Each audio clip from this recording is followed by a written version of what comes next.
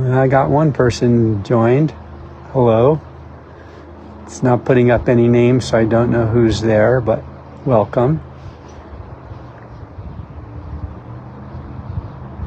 We'll wait a minute or two and see if anybody else joins before I start talking and tell you where I am. That's Pat. Hey, you're in Anchorage. Cool. I hope your trip's going well. It looks like it from the pictures I've seen. What's the weather in Anchorage now?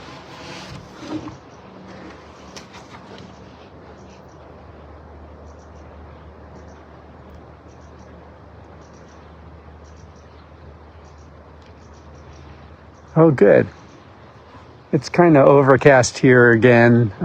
Little bits of sun, but it looks like it's clouding up more. Actually, the weather forecast for this area for the whole next week is pretty much some rain every day. So we'll see. I actually fly down to Portland on Wednesday to go to my niece's wedding.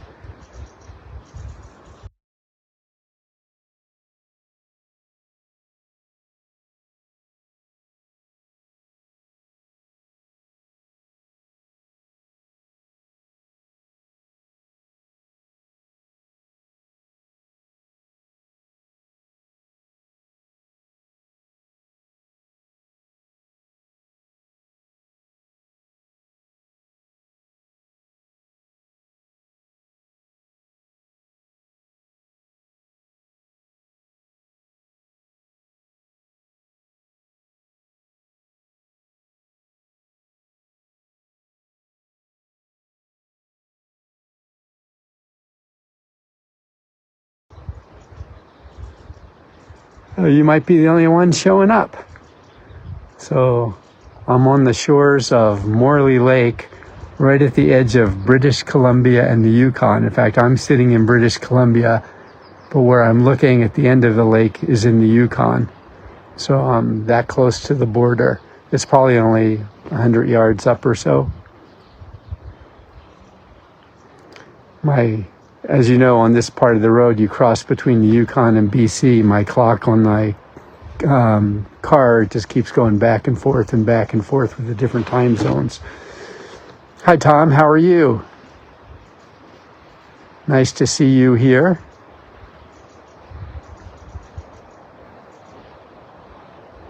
So I'm sitting on the shore. Yeah, it's this... Pat just asked, wondering where I was. It's this little, it's called when you're coming back by, if you go by this area, it's the Morley Lake Recreation Site. It's not marked off of the highway at all.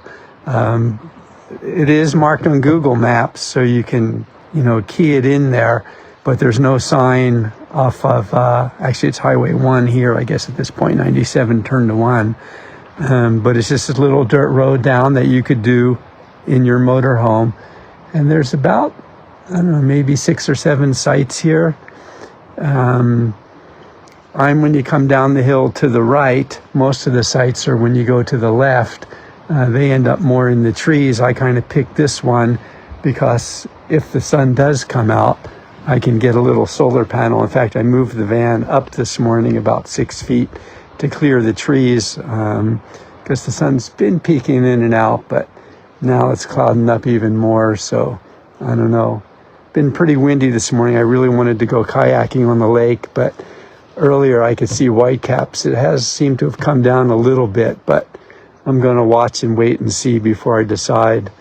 The thing about my kayak is it's a 2-person kayak is what it originally is, and you can set the seats up for one. But when it's just one person, the front end of the boat is really, really light. So in the wind, it's not super duper stable and blows around a lot. It really needs the weight of somebody or something up in the front. And unless I want to pick up a rock or something and put it up there, it's a little tricky. So if it stays windy like this, I don't think I'm going to kayak today. If the wind dies down and it doesn't look like rain, then I may go out. I'm going to actually turn the camera around and show you guys what it looks like here, if I can figure out how to do that. There's the camera turnaround button. There we go. So you can see my camera's up on the tripod sitting out there. I'm at my picnic table, and I'll take you for a little walk. So, as I said, that I think really not too far past those trees on the left is the border to the Yukon. Definitely the end of the lake down there is in the Yukon, and I'm standing in British Columbia. So, pretty neat spot for that reason. And if we go down to the lake, I'll just show you how big it is.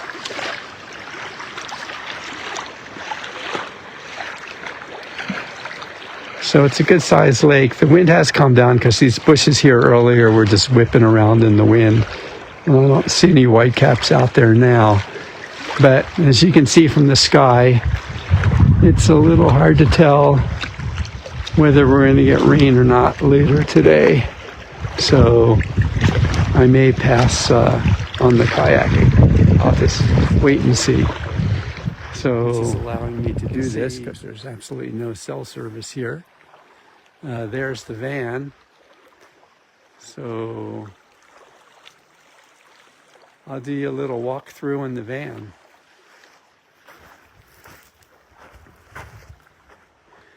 So the bugs aren't super duper bad here.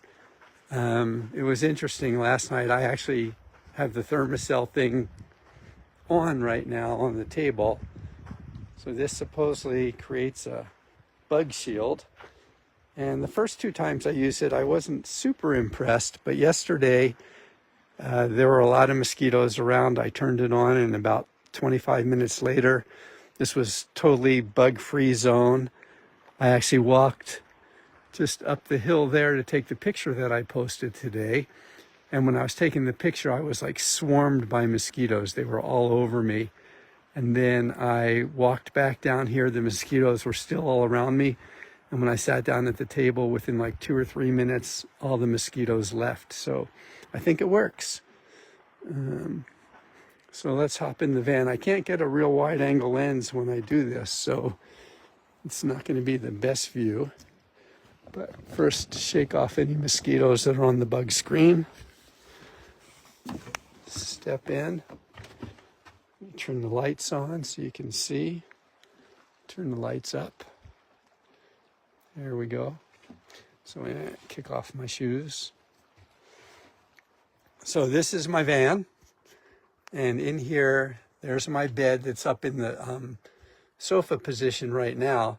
So the way this works is my bed's on a motor and it goes up and down. So I can sort of show you that here. So I press the button, the bed goes down. And then this bench folds down. And that bench folds down. And then the bed pulls out. I'm not going to do the whole pull out, but the bed pulls out to the edge of the counter here, basically. And it makes a full queen size bed. And then to raise it, you just push it up and it folds up. And during the day, I keep it in this position so I can swing my table out and use the table. I've got an air conditioner back there, and I used the air conditioner, well, like 4 days ago I had the air conditioner on 12 hours, and then 2 days later I had the heater on. So pretty crazy here weather-wise. Hi, Steve. I've got my Max Air fan here. It's off right now, but you can use this fan to either blow air from the outside in, or you can suck the air from the inside out. It says I have a slow connection, so I don't know what's up with the Starlink. And then here's my table that I made that has all my photos on it. And I usually sit, here, and this is where I work on my images and eat my meals and watch my shows and all of that stuff. Over here is my sink. My hot water heater's underneath the sink. I got these really cool windows. Well, we'll get to the windows in a minute. So here's my 2-burner induction stovetop right here. I've got these very cool windows, especially if you're a photographer. So when I pull them down, they're the blackout windows. When I pull them up, there's a screen. And as you can see, those windows lift up. And if I wanted to, I can drop the screen, raise the window all the way up, and I can photograph from inside the van. So that's pretty cool. I'm going to close it right now because of the bugs. So these are all just storage cabinets. So this contains kitchen stuff, and this is kitchen stuff. That's kind of food items up here. My bathroom items and miscellaneous there. All my clothes are packed, not very carefully right now, but I use packing cubes up there, and so there's clothes. That's usually the dirty laundry side. My rain gear and stuff are up there. I'm going to turn off the inverter before I forget. Saves power. But I've got my microwave convection oven down here. Underneath here is my space age toilet. So let's see, I got to get on this side to show you. So my toilet is a waterless toilet. And you do your business in there and flush, and it gets wrapped up in Mylar basically. And you get about 12 to 15 uses per cartridge, and then you just throw it in a dumpster. There's waste in there right now, and you can't smell anything, so it's pretty cool. Oops, see, I got a mosquito in here. And this is my refrigerator freezer. So I've got a huge refrigerator. You can see my Coffee Crisp candy bars. And I've got a good size freezer.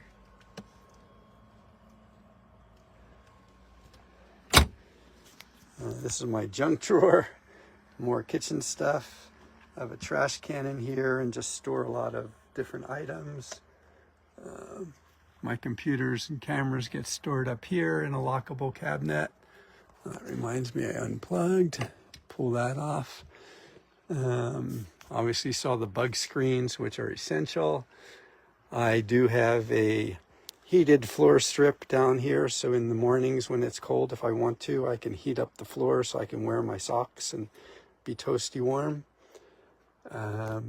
What else? Just looking at the controls. So that's for the air conditioner, the outdoor lights, the fan, and the heated floor are the controls there. My controls up here do my the heater, the Starlink, the water pump. So the 2 red lights that are on are the Starlink and the water pump. I have a Wi-Fi router for when I'm in cellular control and in a city and don't want to set up the Starlink. I've got outdoor lights, and what else? Oh, my amplifier for my music and sound inside here. And that's pretty much my house. And how everything works. So, underneath the bed area, it's pretty dark, but I have a lot of storage there. That thing with the orange top is my folding kayak. I've got these storage bins full of different things in here. So that's my life in the van. I'll switch the thing around. Anybody have any questions? Whoops, move my hand to the other side. I think I'll go back outside. Slip my shoes back on.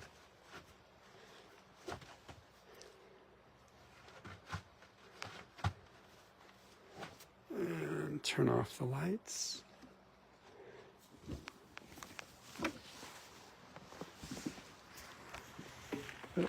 Got to get my hand out of the way here. All right. So now we're back at the lake for those of you just joining. All right. So I can see the comments come up. So where am I? I'm at Morley Lake, right on the edge of British Columbia and the Yukon. So as I mentioned before, I'm standing in British Columbia, but if I turn around, if you look at the end of the lake there, that's the Yukon. So the border line is really kind of just beyond those trees that you see there. I'm right on the edge. This part of the road crosses back and forth between the Yukon and British. So in my Mercedes, my clock automatically sets itself, and it's been going back and forth, and pretty confusing trying to figure out what time zone you're in as you go about. So when I was doing this, I really had to check and see which time zone I was in, so I got this on the proper time. And so there's the van. And it's pretty nice. I'm going to spend the day here and then tomorrow head into Whitehorse, do laundry, do a couple chores and things. And as I mentioned earlier, I'm flying out on Wednesday down to Portland for my niece's wedding for a few days. And I'll leave my van at the airport and come back up and continue my travels. So Russ, if you're watching this, when I sit down, I'm using that really cool little rubber phone holder thing you got me. So I can just slip the phone right in and be hands-free here. So any questions about the trip or travels?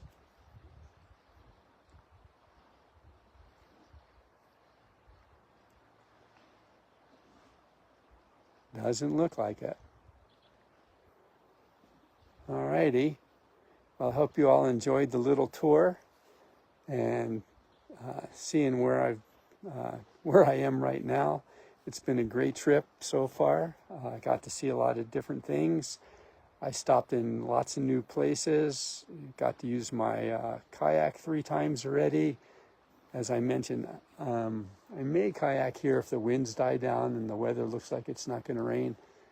And now the bushes are shaking again. I can't quite tell what to do here. Earlier there were whitecaps on the lake, and the mosquitoes here aren't so bad. Last year when I came up, I was a month earlier, and the bugs were absolutely horrible everywhere I went. So far the bugs have not been really too horrible anywhere. The worst was when I was in, where was I? What was the name of that lake? Oh, Jack of Clubs Lake in British Columbia. There was these little no-see-ums that somehow found their way into the van, even with everything closed and sealed up. So I think they came in the vents. So now at night what I'm doing is I'm putting towels over all the vents, spraying the towels with a little bit of insect repellent. And so far, either the bugs haven't been trying to come in or that's preventing them from coming in. Last year we had mosquitoes that were come in that way, and it was pretty horrible. But I'm in that same general area where things were really, really bad last year, and not very bad at all. I mean, last year I couldn't sit outside. We had three and a half weeks where you just didn't want to do anything outside. The bugs were so bad. And like I said, this time I've been kayaking, walking the beaches. I stayed in the woods last night off the side of the road, and it was fairly bug-free, so it's been pretty good. Like I said last night, that Thermacell insect repellent thing here. I'll spin this around. This keeps the mosquitoes away, and it worked really well last night for me. My end point for this trip will be back home, but once I get back to Whitehorse, I'm driving into Alaska, and I think I'm going to go to Wrangell St. Elias for a few days, and then I'm going into Anchorage to meet my group that's going on the bear tour. And after the bear tour, I'm probably heading down to Homer for about a week to visit friends down there. And from there, I'm kind of go up north. Last year I never got north of halfway between Anchorage and Fairbanks. So I've never explored the area up around Fairbanks and Chena Hot Springs, so I'm going to head up that direction and then start working my way back south, kind of the end of August when the fall color starts coming. You asked how I'm able to get internet, and that's with Starlink. So I have a Starlink dish set up here, and that's been wonderful. Because I'm in areas there are absolutely no cell phone service whatsoever here. So even with a cell booster and whatever, you're not going to get anything because there's nothing to boost. So Starlink is pretty much the only way to go to get internet. So I'll spin this around. You can see my dish here. Let me hit the camera button. So that little white square out there is my Starlink dish, and the line runs and into the van. So that's how I'm doing that. Hi, Karen. Wow, it's been a long time. Glad to see you here. We'll spin back around. Hopefully it stays in that holder after talking about how cool that little thing was. Any other questions? I hope you guys are staying cool wherever you are. I see that it's really hot back east. And my first couple days up here, all the way up, it was in the 90s and really hot. As I mentioned the other day, it was so hot I had to run my air conditioner in the van for like 12 hours straight, which was the longest I've ever done that, but I was in a sunny area. So after running that for 12 hours and being parked for 2 nights at Kerry Lake, my batteries were only down, I think, 65%, 69% or something. So the air conditioner is pretty efficient. Once I cool the van down, I turn the temperature up to like 80 and the fan to low, and it keeps it quite comfortable in there compared to the outside temperatures and how hot it would be if it normally heats up. Because if you've ever been in a vehicle closed up, they get really hot. The van's no exception. It gets pretty hot. So the air conditioner was great. And then, like I said, 2 days later, it was in the 40s at night and I was running the heater. So, it's one of those trips. You never know what you're going to get.